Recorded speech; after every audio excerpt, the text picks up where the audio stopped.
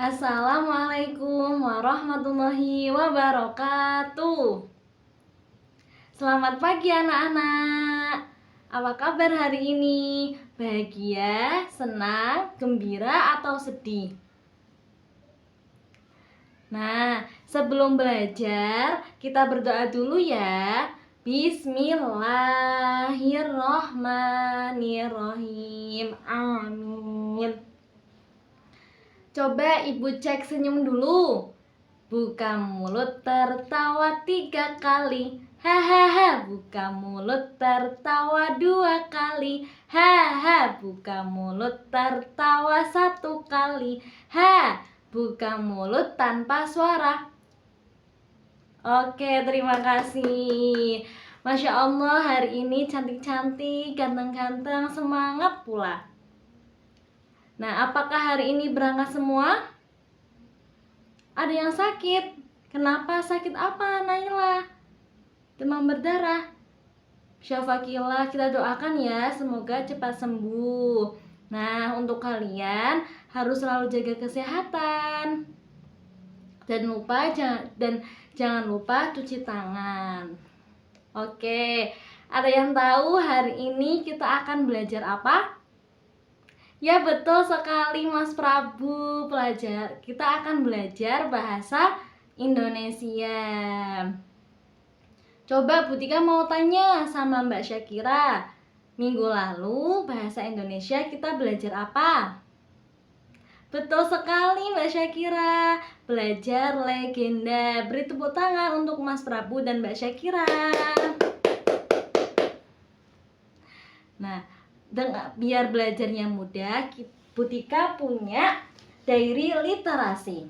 Sebelum masuk ke materi, coba Butika mau tanya lagi. Apa sih tujuan kita belajar fabel itu? Angkat tangan coba, angkat tangan. Siapa yang tahu? Nah, kalau belum tahu diperhatikan ya. Tujuan dari belajar fabel adalah kita bisa mengekspresikan suasana hati kita, karena dalam fabel itu ada yang namanya watak. Nah, kita bisa tahu tuh mana watak kita, bahagia, pemaaf, penolong, atau bahkan pemarah. Seperti itu. Nah, dalam diary literasi Butika ada yang namanya booklet diary literasi, jadi bentuknya buku.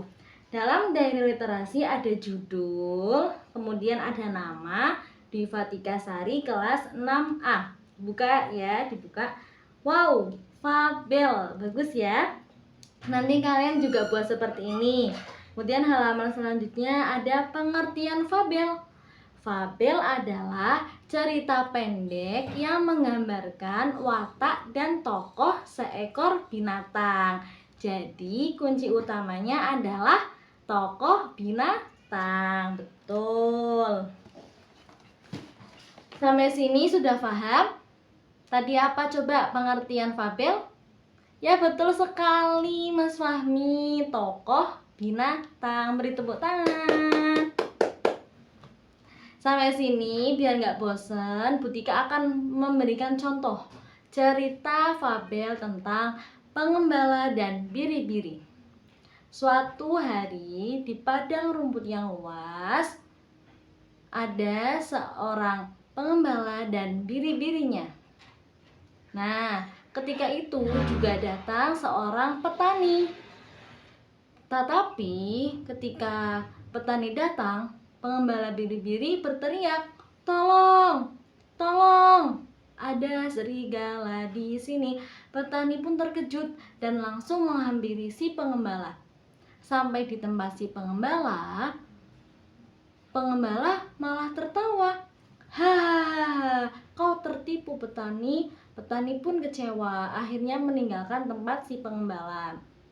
Esok harinya lagi, pengembala ada di padang rumput yang luas, petani pun juga. Nah, saat itu petani sedang lewat, pengembala biri-biri berteriak lagi, "Tolong, tolong, ada serigala di sini." Petani pun terkejut, "Mana? Mana?" Mana serigala itu? Nah, tetapi pengembala biri-biri berbohong kedua kalinya. Dia berbohong kepada petani bahwa sebenarnya tidak ada serigala. Akhirnya petani pun kecewa. Nah, saat itu juga, setelah itu petani tidak akan percaya kepada si pengembala karena pengembala sudah membohonginya 2 kali.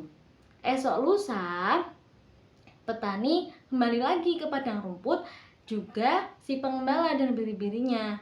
Nah, tiba-tiba datanglah seekor serigala. Dia akan memakan semua biri-biri si pengembala. Nah, langsunglah pengembala itu meminta tolong, bantuan. Tolong, tolong, tolong. Ada serigala di sini, tolong, tolong. Tetapi tidak ada satupun orang yang mau menolong pengembala. Nah, akibatnya semua biri-biri si pengembala habis dimakan oleh serigala. Tamat. Oke. Nah, sudah paham? Itulah yang namanya cerita fabel. Ada lagi seperti kelinci dan burung merak, ada juga kancil dan buaya. Itu semua namanya fabel. Intinya yang tokohnya adalah seekor binatang. Namun dalam fabel ada yang namanya unsur intrinsik dan ada yang namanya unsur ekstrinsik.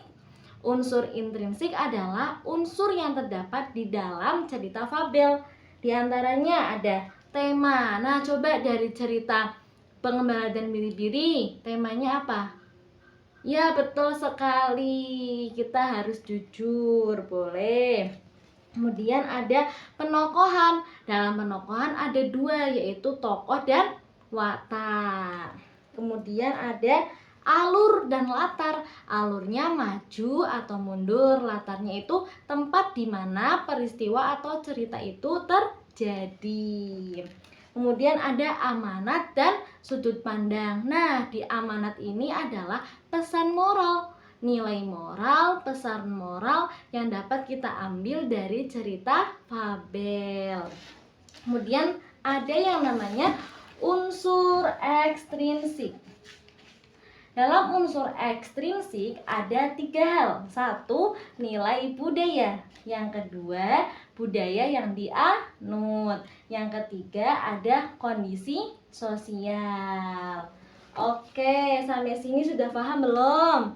Sudah paham? Ada unsur intrinsik, ada unsur ekstrinsik. Nah, pintar. Coba Butika mau tanya, sebutkan salah satu unsur intrinsik. Oh ya, Mbak Alis. Apa Mbak Alis? Tema. Ya, benar sekali. Beri tepuk tangan. Oke, kita ice breaking dulu ya. Kita game. Kalau clue-nya adalah pagi, siang, sore, malam. Kalau pagi kita tepuk 1 kali. Kalau siang 2 kali. Kalau sore 3 kali. Kalau malam, nah, dimulai. 1, 2, 3. Pagi, sore, malam, malam-malam. Oke, terima kasih. Nah, sudah. Ya, karena kita jadwalnya membuat buklet. Nah, tadi Butika kan sudah bilang bahwa hari ini akan membuat buklet, jadi membawa kertas HVS dan gunting. Kebetulan punya Butika udah digunting ya. HVS-nya dilebarkan seperti ini, lalu dilipat jadi 2 bagian. Nah, yang seperti ini itu dilipat ke samping, yang ini juga kelipat ke samping, berlawanan arah. Kalau sudah seperti ini, nanti dilipat lagi jadi 2. Nah, sudah belum? Butika tunggu. Kalau sudah, kembali lagi yang tadi, bagian 2 lipatan pertama. Nah, ini tengah yang sini, dari sini ya, dari yang ini yang tertutup itu digunting. Coba dilihat, benar tidak? Ya, digunting. Kalau sudah digunting, dihadapkan ke atas yang dipotong. Kalau sudah, diangkat. Ini diangkat seperti ini ya. Hati-hati. Nah, seperti ini. Ulangi. Tadi kan seperti ini. Nah, tadi seperti ini ya. Tadi seperti ini. Nah, sekarang diangkat. Ini. Jadi deh. Jadi booklet diary literasi. Nah, karena dengan diary literasi kalian bisa mudah menceritakan fabel itu, paham? Oh, jadi ceritanya seperti ini, dan bisa bentuknya juga buku, bisa kalian bawa kemana-mana buat belajar. Di diary literasi ini ditulis judulnya diary literasi, kemudian bawahnya ada nama dan kelas, setelahnya ada judul fabel. Bisa kalian kasih gambar pohon, hewan, awan, dan lain-lain. Kemudian di sini ada ceritanya. Cerita yang kalian pilih. Cerita yang kalian pilih tadi apa? Di sini ya, ditulis di sini. Diringkas saja, nggak usah banyak banget. Nah, yang sini kalian isi unsur intrinsiknya apa, temanya apa, wataknya apa, penokohan ya. Watak itu masuk dalam penokohan. Terus alur, latar, amanah, sudut pandang. Kemudian unsur ekstrinsiknya itu apa? Tulis di sebelahnya. Yang ini dikerjakan hari ini ya. Ceritanya sama aja sama kayak Butika, pengembara dan biri-biri. Nanti bisa kalian lihat di depan. Nah, untuk PR-nya kalian membuat video dengan teman kelompok. Kelompok ya kan sudah ada kelompoknya. Nanti dibuat video ceritanya bergantian yang cerita. Dalam satu video gantian ceritanya ya. Nah, nanti kalau sudah dikirim di sini. Jadi kalian punya HP semua. Nah, kalau punya, yang belum punya nggak apa-apa, nanti bareng sama kelompoknya ya, bareng-bareng. Nah, kenapa Butika nyuruh bikin video? Agar HP kalian yang punya itu berguna buat belajar. Kalian tahu, oh gunanya HP itu bukan buat main aja, tapi yang lebih penting buat belajar. Yang satunya lagi apa, Bu? Yang ini itu buat kalian. Butika ingin tahu apa nih perasaan kalian, bagaimana perasaan kalian mengikuti pelajaran Butika, apakah senang, sedih, atau kesel, nggak suka. Nah, tulis di sini ya, nanti Butika kirim semuanya di grup. Oke, sampai sini sudah paham tugasnya, pelajarannya? Alhamdulillah kalau sudah paham. Untuk mengakhiri pelajaran kali ini, kita tepuk salut untuk diri kita sendiri. Tepuk salut, jempol, jempol, salut. Terima kasih. Berdoa mulai. Bismillahirrohmanirrohim. Alhamdulillahirabbil alamin wa syukurillah. Sekian dari Butika, kurang lebihnya mohon maaf. Wassalamualaikum warahmatullahi wabarakatuh.